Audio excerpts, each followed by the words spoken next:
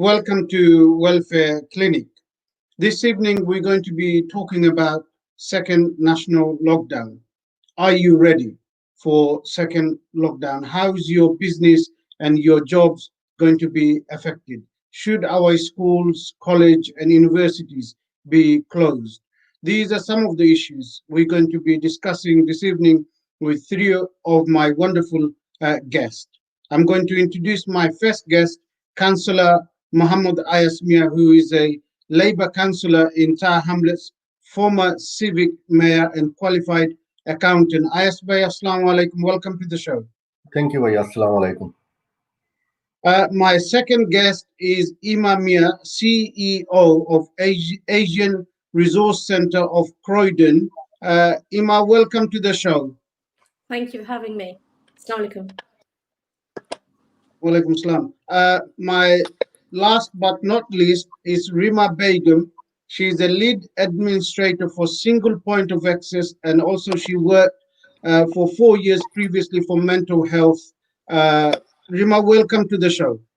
Assalamu alaikum. Thank you for having me.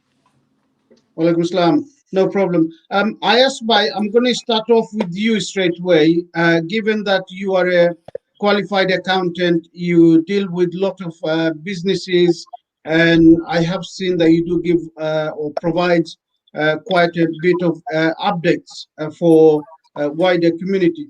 How do you think this second lockdown is going to affect the local businesses? Thank you, Oliur Rahman Bhai, the former councillor and the host today, and thank you, the LBTV, for taking me in the important discussion meeting today.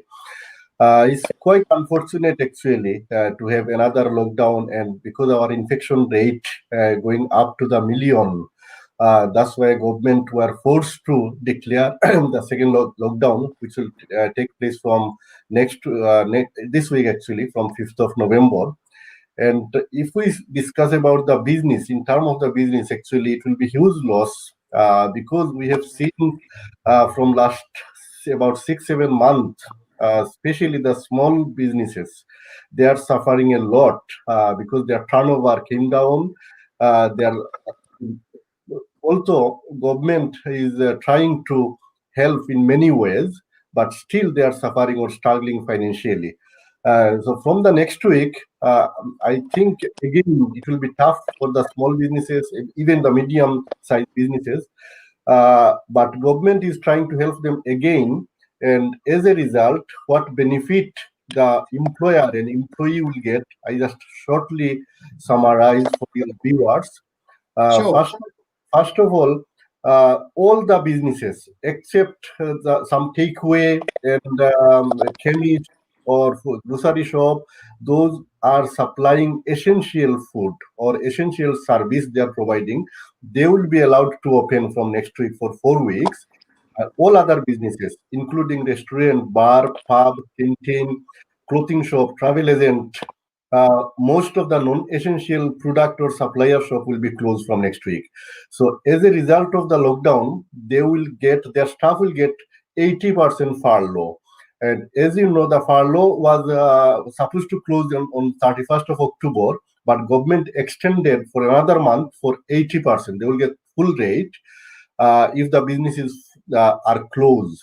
And those are open, for example, takeaway, fast food, or pharmacy, chemist, or news agent, corner shop, they are allowed to keep open. And if they employ their staff on part-time basis, they can claim 80% of unworked hours for their staff.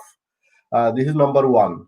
Secondly, all the closed businesses, they can claim for a grant from the local council like previous one, but condition is they have to restart with the business rate. And if rateable value is less than 15,000, they will get one of 1334 per month. And if rateable value between 15 and 51,000, they will get 2,000 pounds per month. And if rateable value is over 51,000, they will get 3,000 pounds. So this is an additional one, because on previous time when government announced for a grant, they have targeted only small and medium sized businesses. But those rateable bill were over 51, they didn't get any grant from the local council. But this time, government said if even their rateable bill is over 51, still they can get £3,000 grant, one-off grant per month. And thirdly, about the self-employed. So good news, up to yesterday, it was 40% of their net income. Every self-employed men and women, they can claim the third of self-employment income support grant on January. For it was 40% under previous announcement, but today government upgraded to 80% for November only. So they can claim end of the November and 40% for December and January. So this is good news for especially our self-employed brother and sister, and especially in East London, we have many cab driver from our Asian community. So this is good news for them. And thirdly, about the mortgage holiday, it's supposed to be ended on 31st of October, but government said it is not end. So hopefully they will extend another period. And bounce back loan, the deadline was 31st, but they had extended to 30 November 2020. So these are the key summary what our employer and employee will get because of the government recent announcement. And if any further concern or question coming, we'll discuss more. No, that's fine. Thank you so much, Ayasbai, for the update. I think it will be very useful because some of the things you said, I haven't had the chance to look into details. Ima, if I can move to you, you work in Croydon. You are a CEO of a center where you deal with variety of issues, as far as I understand. Um, from last lockdown, from your what sort of cases were you dealing with? What sort of people were coming to your center for help and support? First of all, thank you for having me. It's a pleasure to be with you tonight. And the work that we do at the Asian Resource Centre has been primarily for the Asian and minority ethnic communities. So we support them in the best way that we can to have a better quality life and have a voice where that voice is not usually reached. So during COVID, things changed significantly for us. We were already within the health and well-being sort of field, looking at increasing people's well-being. But during COVID, one thing we saw was an incredible phenomenon around social isolation, mental health, and general, decline in people's health. We did a survey very quickly once lockdown happened, and we spoke to around 400 people who told us basically that their biggest needs were shopping, food bank services, and advice and guidance. So information, advice and guidance. There was an awful lot of advice and guidance out there already, but it was unclear or it wasn't culturally appropriate. So we ended up picking up a lot of those sort of issues around clarifying the government's guidance, around speaking about domestic abuse and sexual abuse, looking at mental health. Those subjects are ordinarily quite difficult to speak to our community about, became exacerbated and completely difficult to access. So we were doing that. And also food bank services. So we found a lot of families. We do know there's a poverty issue, and there are many children who live in poverty in the UK. We know that increasingly working families are accessing food banks. So it's no longer sort of the usual client group that we used to deal with. So, we were seeing a lot more people coming through the food banks.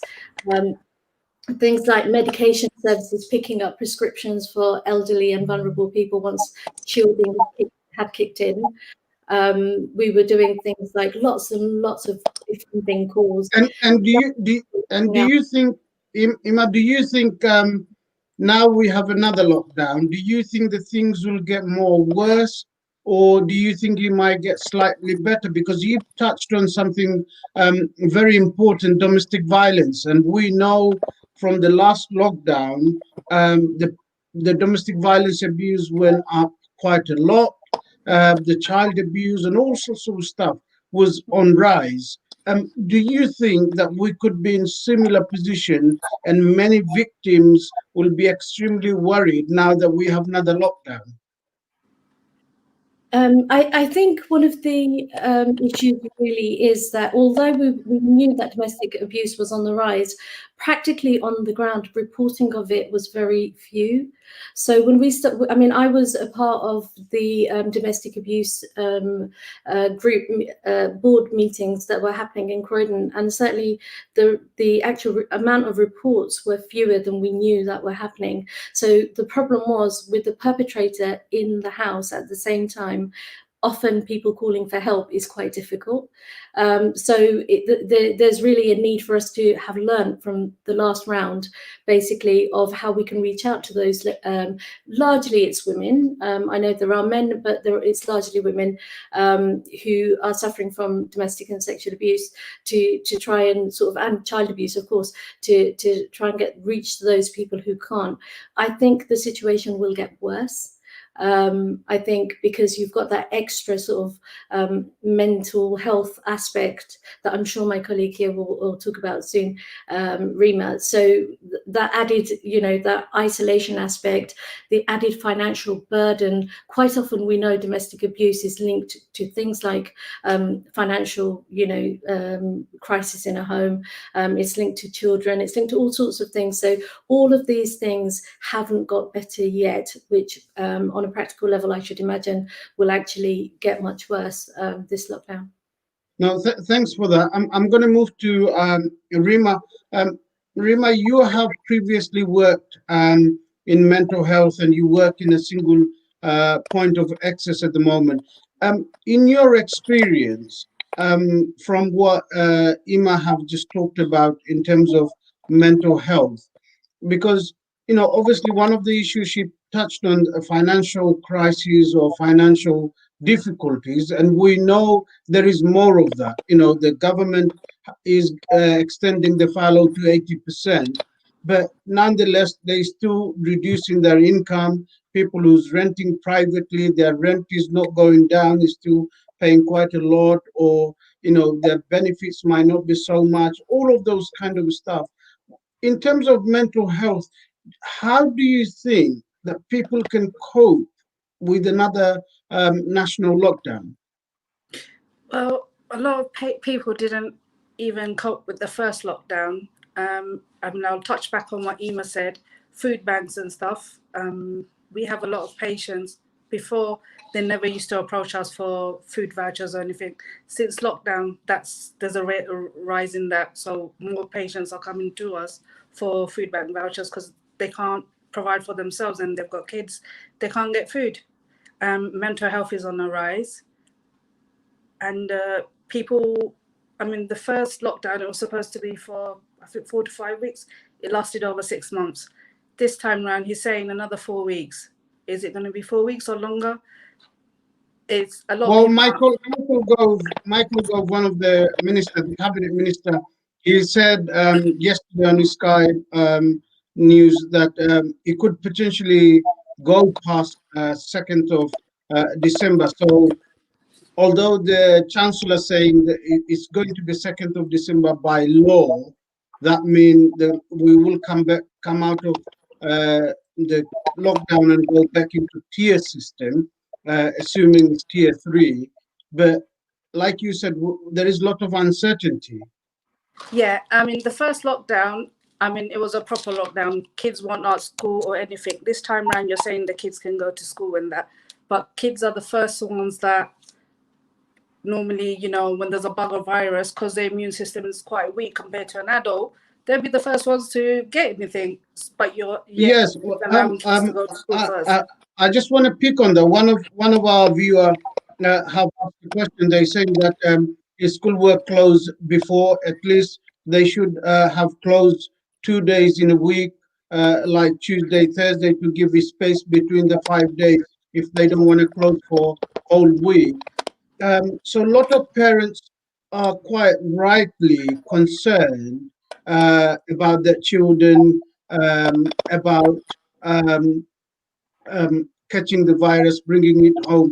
Ima, you want to come in? You want to say something on that?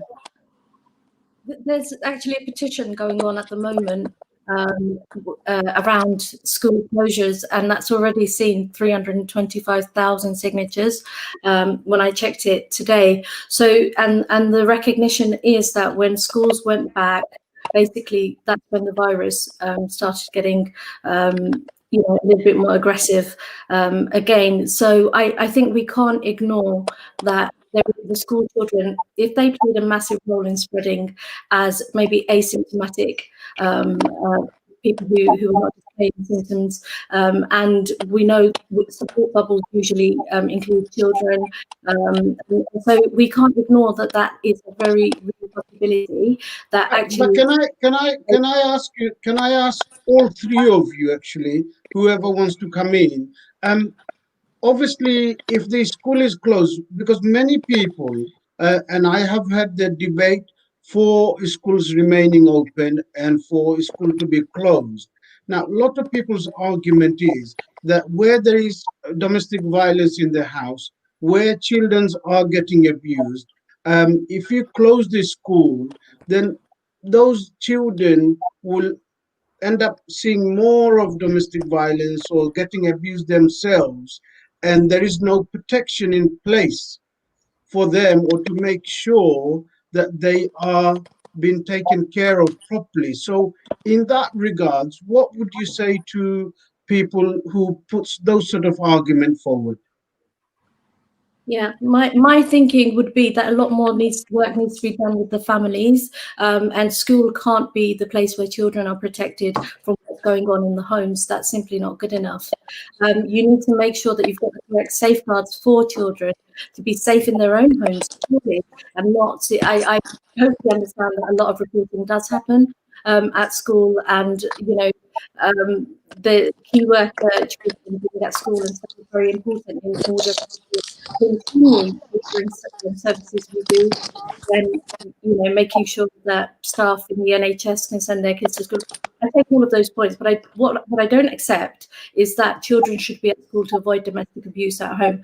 Surely we must be better than that as a society. Well, what about their education? They're falling behind because a lot of the statistics showing previously from the previous lockdown, a lot of children who comes from working class background because they're not going to private school, they're not getting a private tutors. Not every children have a laptop in their home where they can study online. But they are falling behind in their education, and they're going to find it extremely hard to catch up.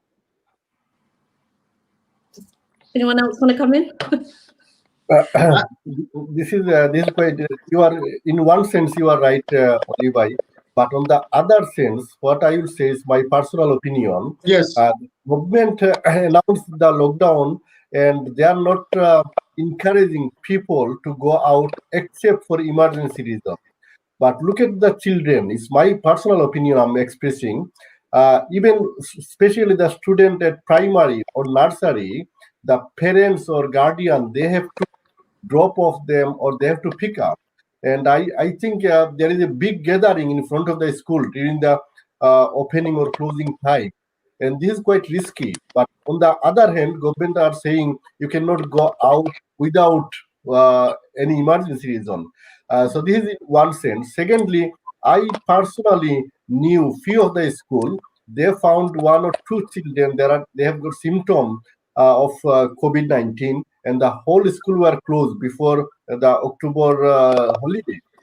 So I think it's quite risky for the children because they don't know how to maintain. They are not very aware or they are not very concerned about maintaining social distance or washing hand or using hand But sanitizer.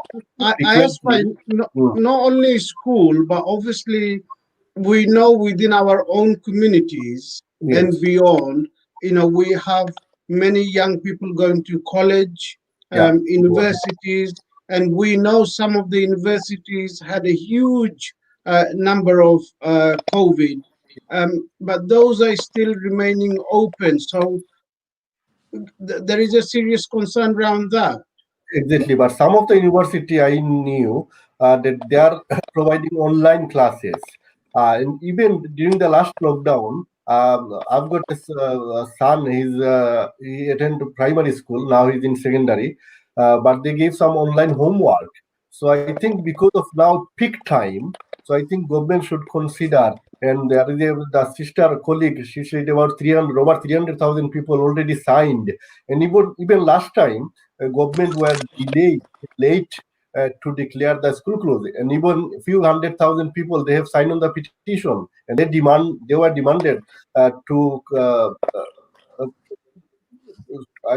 for the For closing the close the school, yeah.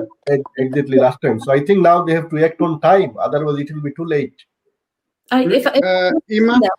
I think you've got to understand what the intentions are behind this late closure, and you've got to understand what the real intentions are. If it is seriously about the education of children, that's one matter. But is it because we're trying to protect the economy?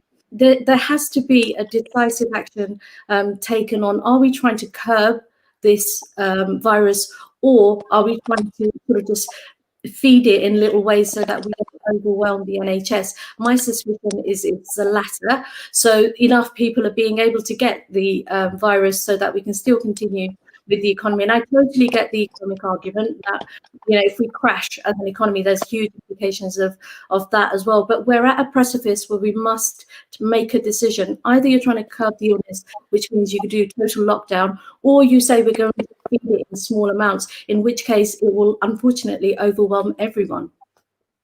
Reema, let me ask you, because the government's own scientist was calling for circuit breaker on 21st of September.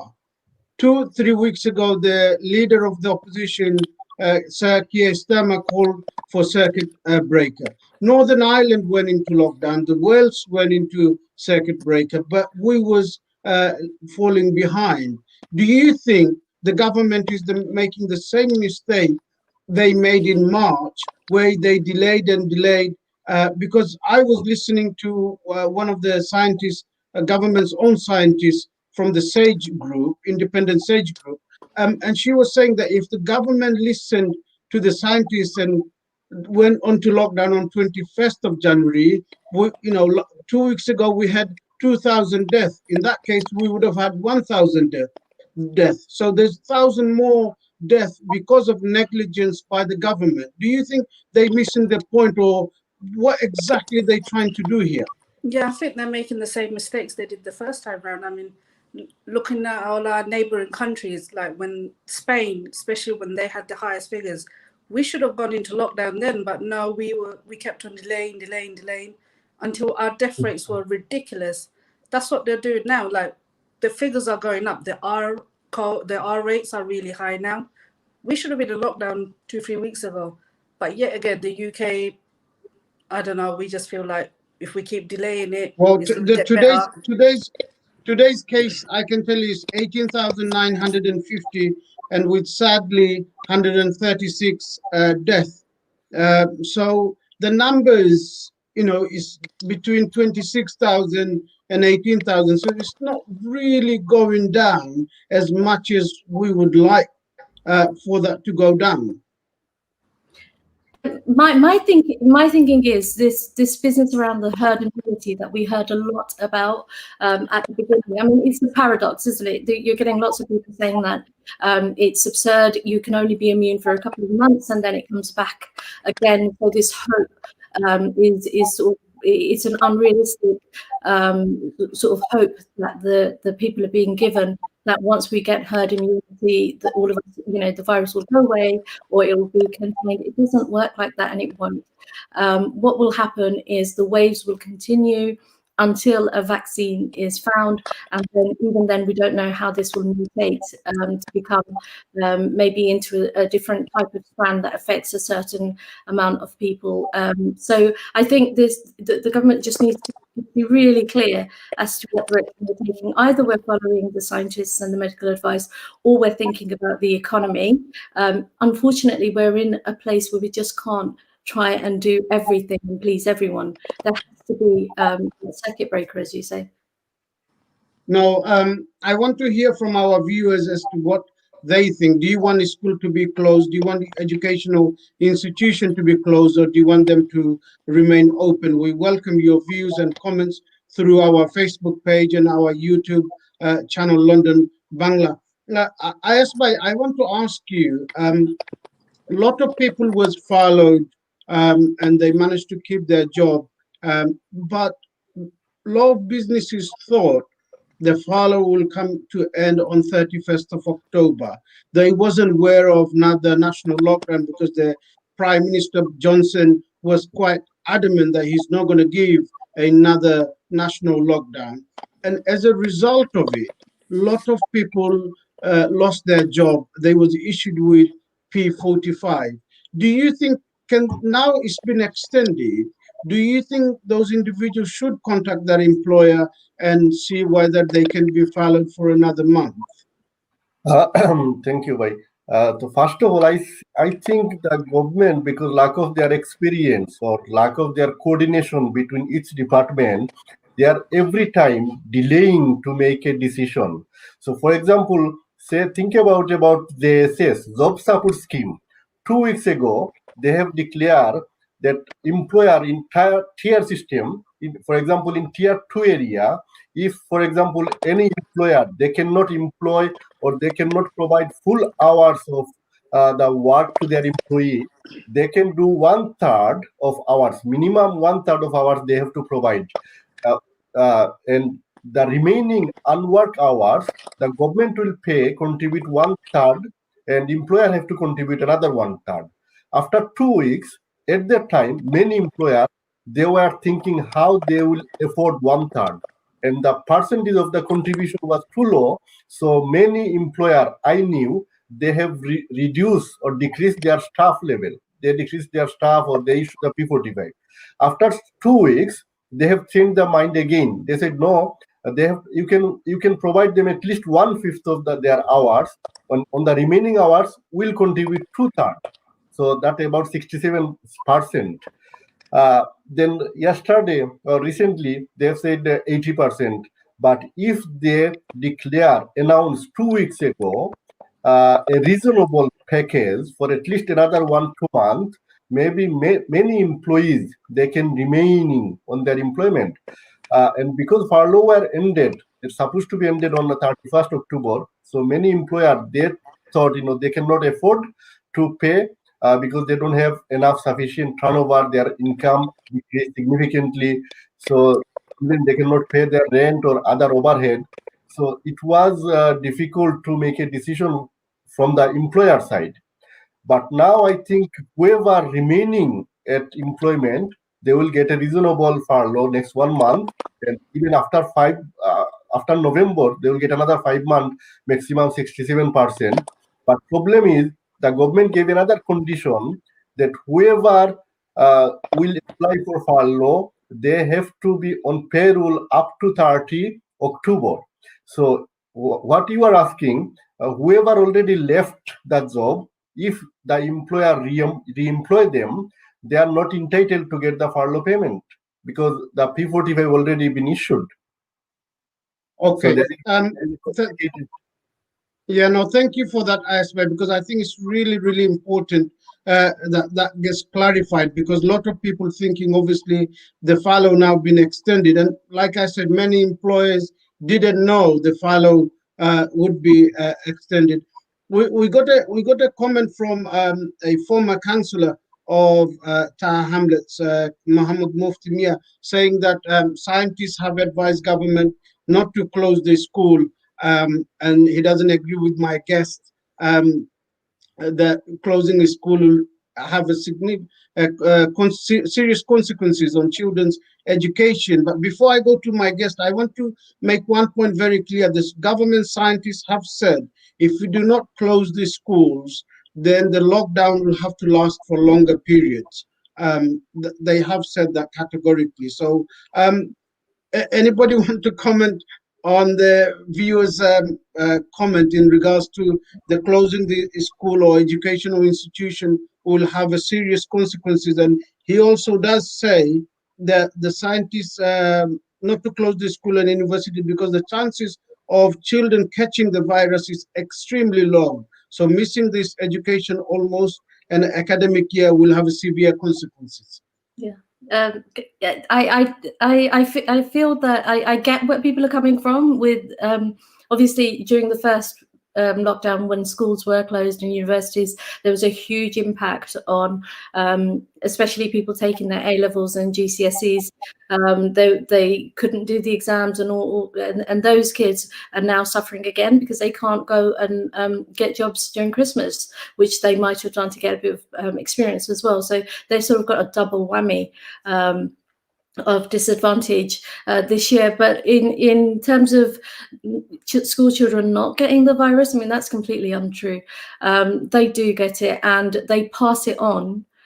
Even if they're not becoming the ones that are being seriously ill, we know the second round, certainly at the beginning, there was no discrimination of who was actually getting it. Younger people were in fact getting it. And the point is, once somebody has touched the virus and then passed it on, that's where the issue is. That's where the spread happens, not necessarily whether somebody is symptomatic or asymptomatic. Frankly, we haven't done enough testing to know how many young people have had it, have we? No, not that I know of. No. So I think that's a quite crucial point. Reema, I want to ask you, because what we know, well, in last 24 hours, that it was the Chancellor who was adamant against the lockdown from 21st of September, and there was some sort of indirect threat that if the government went into another national lockdown, then he may quit his job because it might not be possible for him to continue. So it seems like the Chancellor who initiated Eat Out to help out, and there was a mass rush of people going to restaurants to eat, is the same Chancellor who was praised for giving furlough and all of those scheme and financial support, seems to be was adamant against the lockdown. Do you think he was putting economy before health? Yeah, he was. I mean, like, even if we go, sorry, a little bit back to education, like, if we're sending kids to school and they die, who are we educating? If they catch COVID, and like, God forbid that doesn't happen to anyone, but we've learned that from the pandemic, the first time lockdown, virtual teaching is possible. Agile working is possible. So why is it that this second time round, you're insisting on the kids going back? I mean, when they come home and they're in a social bubble, it affects everyone in the social bubble, everyone in the household. Yet some schools have different rules where if one kid gets it, the other kid still in the same house can carry on going to school. But you're all supposed to be isolating. Every school has their own different rules, and even the government, like, they keep changing the rules and no one actually knows which rule to follow. I think that's where everyone's going wrong.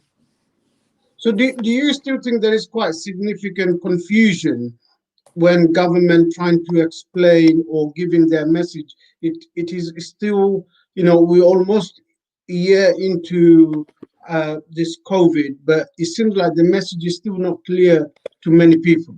I don't think the message is clear, and I think they need to be, maybe the government needs to be a little bit stricter on how we get the messages out there. Okay. I want to ask you in terms of the bounce back loan. If you can explain who exactly can apply for the bounce back loan, and also you mentioned earlier people who can claim the grants if they paying business rate, but I know from my own research there's a lot of businesses who have just started new or just recently just started. They haven't had the chance to register for business rate or transfer the paperwork from or landlords to the person who's renting. Those people, what can they do? How can they get any kind of support? Okay, thank you. Bounce back loan, first of all, it's designed for the existing business. And number one, they have to restart before December 2019. And there is a few specific question on the application that were you suffering before 31st December 2019, where you have any financial difficulties. So if if the question is no, then second question is on the 31st March 2020, were you existent and have your business affected by COVID-19? If it's yes, then they can apply for the bounce back loan up to 50,000 without any personal liability by the director or sole trader. So this is the one condition. Second condition, they have to have a business bank account. Many people, many sole trader, I have even my client, they are trading from their personal account. Yes. So from personal bank account, normally the bank do not allow to apply for bounce back. It has to be a business bank account, and it has to be an existing business, and they have to affected by COVID-19. These are the some criteria. So the deadline is extended until 30 of November. If anyone are entitled for the bounce back loan, still they can make an application. It's very simple. Only it takes few days to get the amount straight come into their account. But obviously, they have to be registered prior to December 2019. Exactly. Yeah. Some of the new businesses I've seen, even after some clients, they start recently or after March, so they are not eligible for bounce back loan. Also, there are. Sorry, I asked, but does those businesses get any kind of support from the government? Yeah, they it depend. They got okay. The new business you are talking about, yeah. Yes. New business is a bit difficult. Even the grant given by local council, there was a criteria they have to restart before March 2020. Furlough again, the criteria was before 28 February 2020, and bounce back loan in existing, because the reason was to minimize the abuse of the system. Because there are some businesses started recently, and if they claim for the grants, so government thought maybe there will be abuse. Sorry, They put a criteria. I had a feeling we'd come in with the abuse stuff. Straight away, before we've even given loans out, we talk about the abusive systems. And we know that according to the APPG, recently a report came out saying SME businesses didn't have access or adequate access to those loans that you're referring to in the first round. So we know that the BME community has been hard hit in every single way, including the business loans. And this time round, if already we're going in with the view that things are being abused, I just wonder, again, with recognizing there are social and economic disproportionalities within our country, knowing that institutional racism is a massive thing, and we've seen with the BLM movements and other movements that it's no longer undercover. It's very much out there now that institutional racism is a real thing, and it stops people, and it actually manifests into something like a health crisis like COVID. So my worry is that we speak with the narrative that the system is being abused. In fact, that's just a way for the government to prevent people, again, mainly BME, from accessing the support that they're entitled to. We're getting quite a lot of comments actually in support of my guest. Many people saying that schools should be closed. One individual, Jade, saying online lesson work during first lockdown.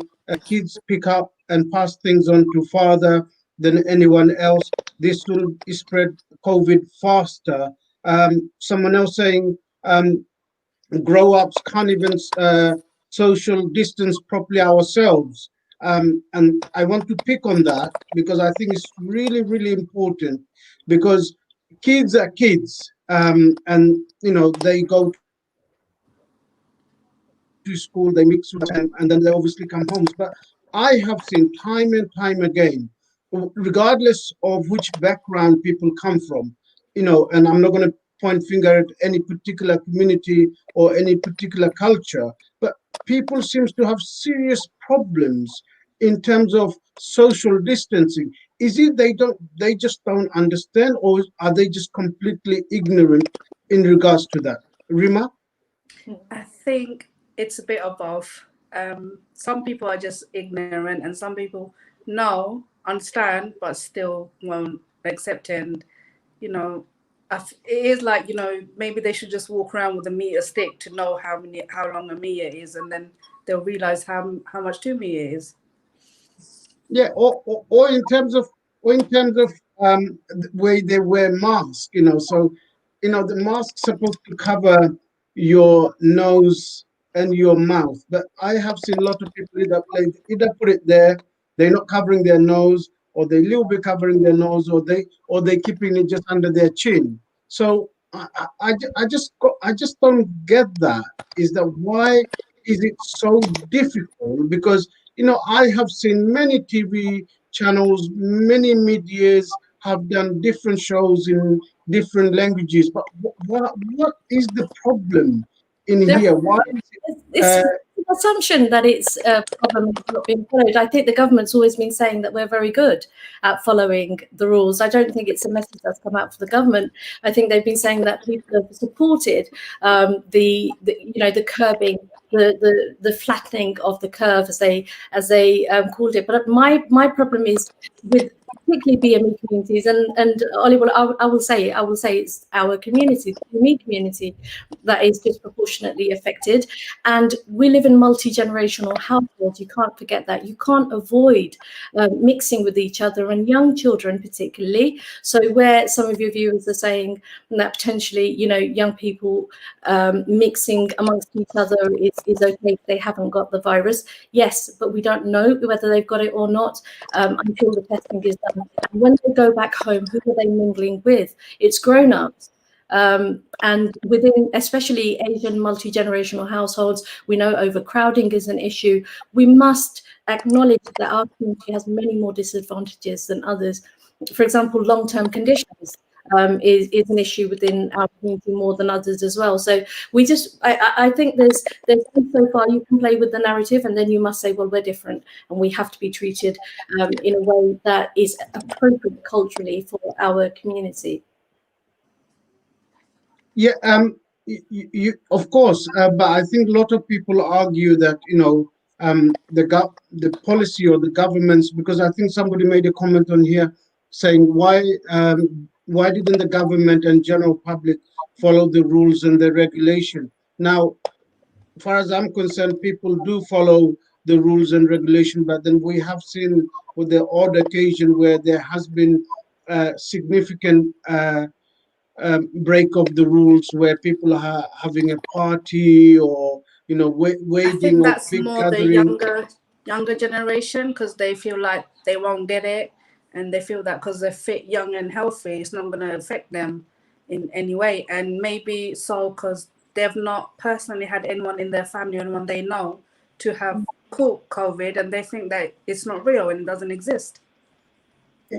You touch on a very important point, Reema, because in terms of, obviously, if somebody lost their loved one, if somebody's family member been affected by COVID, and sadly couldn't fight back and lost their lives, and I think those individuals or those family members truly understand what is like to have COVID, because, you know, I'm sure we all know people, because I know certainly in Councillor Ayasmia's ward, there was a gentleman that I know, and he knew, you know, went in one on Thursday, and I think on Sunday, you know, he left this world. So I think those individuals actually truly understand what people go through and what is like to be infected by this dangerous virus.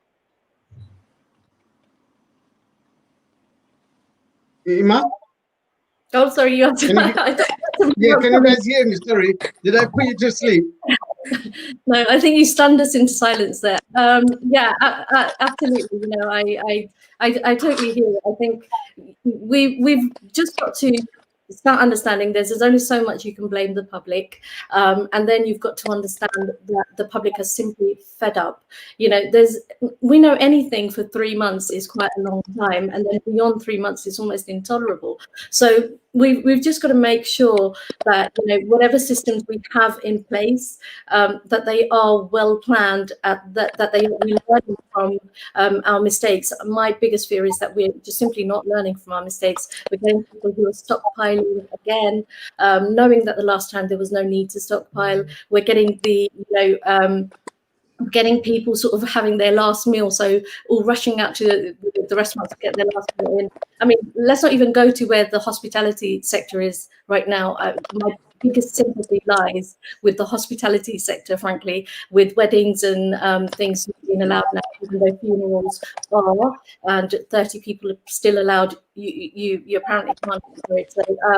So there's huge amounts of issues, and I think the government is really going to face some real opposition if they don't soon start taking notice of those kind of, you know, sectors like the hospitality and wedding and catering sectors like that. And I think if we don't properly support our voluntary and community sector, who are actually the champions in, from my perspective, during this this whole pandemic, the voluntary and the community sector have mobilized in a way that no other sector has. And when it comes to really getting out there and supporting hands-on at grassroots levels, it is the voluntary and community sector that's done it. And my worry is that we're not going to get enough investment. When the recession comes, it's always us that gets hit the most. And what will happen is services will get cut back, and then we will end up with a different type of crisis. I want to touch on voluntary organizations and the work they do and the support they provide, because I think you touched earlier, Ima, in terms of food banks, and we have seen during last lockdown, many people, many working class, many middle class families was struggling, and some were extremely embarrassed to come forward to ask for help with the food and nappies and baby milk and all of those kind of stuff. And to be honest with you, I was personally worried that we could put people in even more worse scenario than where we were in March. Absolutely. I mean, we're not a community that likes handouts in terms of going to food banks and queuing up. You know, whether we're accessing the benefit system, we all know is a different matter. But in terms of actually queuing up at food banks, my organisation tried to set up a food bank 2 years ago, in fact, and we couldn't even call it a food bank, even though we knew there was a serious amount of poverty. We knew that there was a real need for it. We had to change the name to a food club to make it culturally appropriate for people to access. We had to put a small fee, a small charge for the bags of food for people to feel like they weren't being dishonoured, or that there was no shame in buying a cheap bag of food, but there was plenty of shame in getting a free bag of food. That's changed now, Ollie. Now the amount of people that come through the doors, and it's in a way people, I think, see the effects it's having on their family, having on their communities, and there no longer seems to be that sort of I can't take the food because I'm from a Asian family. We're certainly getting people coming through a lot more now. I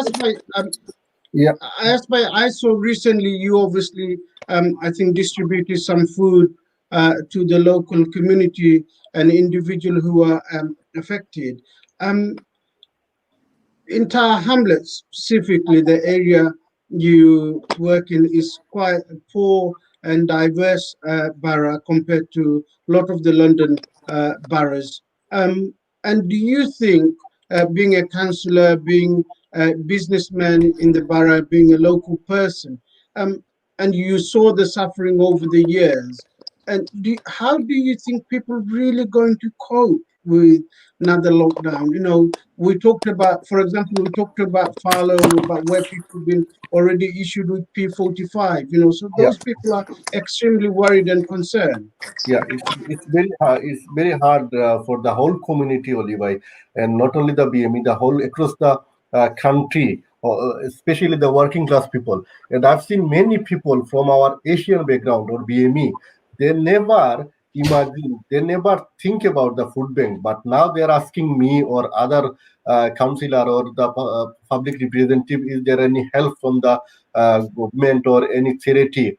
And throughout the lockdown, you've seen in Tower Hamlets, we have distributed the free school meal even during the when school was closed, and some of the charity they funded us to distribute some food locally, and we are able to distribute, but it was very minimum compared to the people beneficiary we have in every area. So it will be really tough, and especially like Asian people, the furlough or self-employment grant, these are not enough because they were earning minimum. Most of them are working 24 hours, so they are getting actually the minimum furlough or benefit from the government. So it will be very difficult. So can I finish my last point? Sure. My colleague actually, she was talking about the institutional racism in terms of the bounce back loan or other support. So I don't think so, because many hundred of my clients, they were successful when they applied for bounce back loan, but only if they met the criteria or conditions set by the bank. And all the high street bank, it was very easy, very simple application, and many of them they got it immediately on time. But Councillor, only please read the only APC report. only some of the online based banking, I won't say any name, online based banking, they took some time, sometimes 2 months, 3 months to make a decision. And we spoke to them personally, and they said the number of application they receive, they cannot cope with it, but they are paying slowly, gradually. So all my client, few hundred of them, whoever applied, they get it. And in terms of the grant, it was difficult, especially in our community, because there is a process or condition or criteria set by the council. Then you have to provide the lease paper, bank statement, company details, and rate account.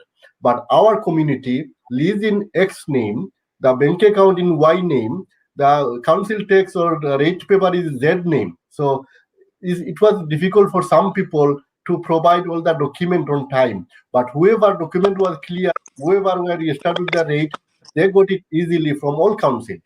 But some of them, yeah, because they don't have the paperwork ready, or that's why maybe it was delayed. But when they wrote to them, many of the cases I've seen, it was successful. And now even new scheme, they said you have to be registered with the rate, so they have to provide the rate bill and bank statement and business name, those kind of simple thing, and they can apply for it. But even if someone is registered, say before on September or August, but they didn't apply for the rate, and because of the up to 12,000 rateable value, there are no rate. That's why many employer, many businesses, they don't bother to inform the council to change the they don't report the things of circumstances. So if this is the case, if they So, write to surely, them, then council will amend it, I think. surely, in that case, if you acknowledge a community has got that's the way the business is structured. Like you said, somebody's name is the business, somebody else's name is the property, and the rest of it. If we acknowledge that this is how the trade works, and this is not a new trade, it's been going on forever. For example, the restaurant trade. Which mainly the Bangladeshi communities, with the large amount of the restaurant trade is Bangladeshi community. If we know that's how the industry works, clearly we should put mechanisms in place to make it easy for them and recognise that it takes longer for them. And that's why we need financial advisors employed by the government or a third-party organisation to go up and give that financial support. It's simply not good enough to say, well, people aren't supplying information. Nobody expected that a virus would hit like this, a pandemic would happen. They were doing fine. They were doing fine. And now that it's hit, we need to recognise that those groups are not accessing. I'd refer you to the All-Party Parliamentary Group, who've just recently published a report talking about the difficulties that those industries actually faced in accessing, and they're very, very real problems. Thanks for that. Can I just, there's a questions on the saying that South Korea have more data on COVID-19 and has managed to control and minimize the virus. But can I ask, why is UK always following Europe when none of the European countries have actually managed to control the virus, because whether you look at Italy, whether you look at Spain, Germany, France, nobody actually managed to control. But I keep hearing government ministers saying, "Oh, because the other country in Europe doing this, so we must do this as well." Why do you think that happens, Rima, in United Kingdom? I really don't know. I mean, the only answer got that is because maybe because it's Boris Johnson who's our prime minister. I mean, not being funny or anything, but he doesn't even know what he's saying himself sometimes. Like, honestly speaking, personally, I don't even think he knows if he's coming or going. No, but obviously this government, Ima, this government have done a lot of U-turns since they have come into power. It does seem like that we may have a leadership of the country, but not actually providing or leading the country in a Because like positive direction. the first lockdown, we didn't have to wear a mask. Now we're having the second lockdown. You want us to wear a mask. If you got people to wear a mask from the first lockdown, we wouldn't have this problem. Well, you mustn't forget we had Brexit in between all this, and I wonder how Brexit is working out for you, Ollie. Given that we've had a huge change, all sorts of laws being changed and things happening in the back door that we don't even hear about. We can't be following through, or else we'd still be. We're surely not. But Ima, can I ask you what Rima just touched on? Because during March lockdown, we was told clearly and categorically wearing mask does not prevent COVID or protect you in any way, form or shape, even though number of international scientists right across the World Health Organization was calling for people to wear masks. Was it because we did not have enough mask supplies in the country, or was it the government knew better than everybody else? It depends which medical model you're following, I suppose. We know masks do prevent you from spreading the disease, not getting it. Obviously, somebody can, it's airborne, it travels in the air in droplets. So if somebody's speaking to you without a mask on, you can get it from them. But if you're covering your face and your nose, the likelihood is you're not doing it to someone else. So in terms of protection, wearing the mask only protects others, not yourself. It's really the distancing, the social distancing, the 2 meter distance. We know it travels in the air more so in enclosed spaces. That's why there's this big this push for sort of really not allowing or mixing indoors. But we know that outdoors, it doesn't spread as widely. We know simple things like walking side by side is better than facing each other. We know that when you leave the mosque and the temple, don't hug each other. There are simple things people can do to protect themselves and protect others. As far as PPE and the rest of it, the government bought masks, millions of them, and they are simply not good enough to be used in the hospitals. My appeal would be. So we got one of our viewers saying the World Health Organization advised everyone to wear masks. Boris said we shouldn't. Does nothing. Everyone had to wear a mask. Everyone should be protected. So I think Rima, in a way, is right. If the government's message was very concise and consistent and clear from day one, then I think a lot of people who is not wearing masks or not following because I think there is a very important element of it. The question is people losing faith in the government because of the way they cascading their message? Ima, I want you to answer that actually. Me? Okay. Yes. Well, I think certainly the cascading is part of it. It's very confusing. I've read guidance where it's contradictory from the beginning of the paragraph to the end of the paragraph. And when messages change, when people have just come out of lockdown, and then we've gone into a tiering system, and then we've gone down to lockdown again. We're using lockdown whilst we were using tier system just a week ago. All these things are incredibly confusing. The government's policy on this, I've heard it changing gradually, as time has gone along, and the medical, we know there was a shift in personnel, and we know, in between all of this, public health was going to be axed, and all sorts have happened. Numerous councils are on the brink of bankruptcy. And then when we were told that a localized policy would be used to handle COVID, and then we were suddenly told actually regional will be used, and then we're told national. So I think the confusion that public are having basically it's just no wonder that people don't know what rules to follow and what's okay, what's not. I would say for people to do the simple thing is keep yourself safe, keep your family safe, and keep those you love safe. Once you do that, and everybody does that, then we will be much safer as a nation. You have to take your own responsibilities too, not just rely on the government. Ayasbai, we are almost end of our show. The time does go really fast. Yeah. I want you to give a final message to the business community out there who might not know or may not be aware of things that they need to do to get the help and support. Where can they go to get the access for the grant, or how much would they get, things like that? Okay.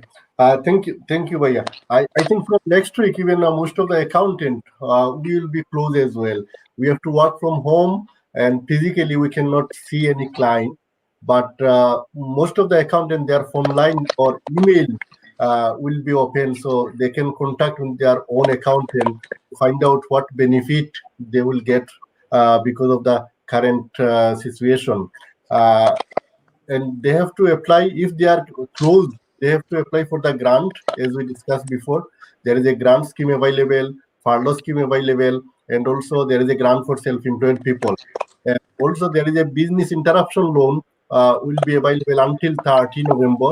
The bounce back loan will be available until 30 November. So these are some key support they will get continuously. So I will ask them to contact their accountant or speak to them, consult with them what benefit they can apply for.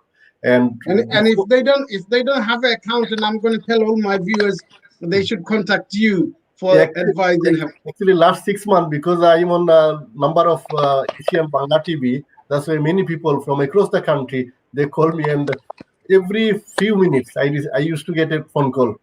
So that's no problem. Yeah, I'm happy. Well, after this show, I think you're going to get more calls. So I think I will be happy, brother, to support our community. And before I finish, one positive thing I can see about the panic buying, because before the last lockdown, we've seen, especially our Asian community, they were done too much rush to buy the tissue or other food items. But this time they are come down. So I would like to request through your channel that please don't do panic buying, because we have enough stock, and our superstore will be remaining open. Our food store will be remaining open. So there will be enough stock. So please do not queue up and do not stock up a lot of food item. And like Ima, I will say again, be careful. Look after yourself, look after your family, look after the community, and we have to fight together against this COVID-19, and inshallah we will be success.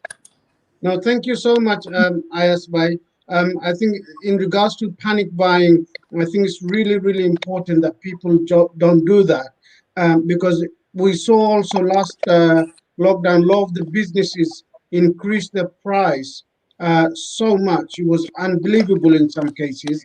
And I have said publicly, like, if any businesses does this time, I will name and shame them directly, because people shouldn't be making money out of misery of other people. Reema, I want you to have your final say, but I would like also you to say a little bit about people who may be suffering from mental health or other illnesses. What kind of support and where can they go if you know that they can get those sort of help? I mean, every borough has their own mental health team. I mean, I work in single point of access. We're the first point of contact for the mental health services. So a lot of people during, obviously, COVID, their anxiety, depression is all kicked in. If you don't want to come to the single point of access, there's another IAP services, which is talking therapies. They're like counselling. You can contact them. Again, every borough has their own number. And talking does help a lot. A lot of people in our community, they don't like the taboo or the stigmatism. Oh, we've gone and got mental health support. There's nothing wrong with it. I mean, everyone suffers from it at some point in their life. There's nothing to be ashamed of. So if you do need the support, it's there. Please come and ask for help. Thank you, Reema. Ima, your final message. My final message would really know your rights, especially when it comes to what you can access.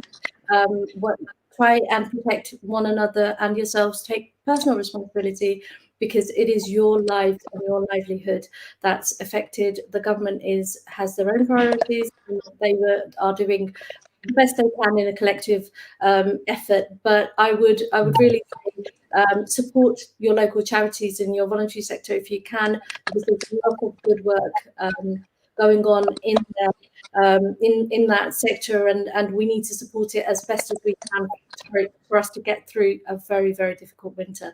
My best wishes to everyone, really. No, thank you so much, Councillor Ayas by Ima and Reema. And I think the work you guys do make huge difference to the society, to the community, and sometimes it's a thankless job you guys do, but nonetheless, we truly appreciate what you guys do, and I think you guys make our community shine, and a lot of people depend on you and the services that you guys provide. So thank you so much for everything you do. Thank you so much for joining me this evening and sharing your knowledge and experience with our viewers. Thank you. Assalamu alaikum. Thank you so much to my viewers joining this evening, for your contribution, for your comments. I hope that you found the show useful. I hope you got the information that you may need. But if you are a business, if you are suffering, please do speak to your accountant. Go to www.gov.uk and type in support for businesses, and you will get the information. If you need support with food and other supplies, there's many food banks, many charities within your boroughs or other boroughs that you can contact.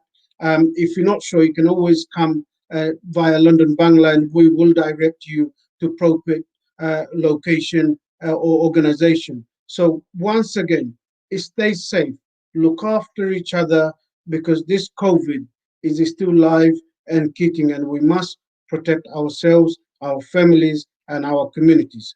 Until next time, do take care.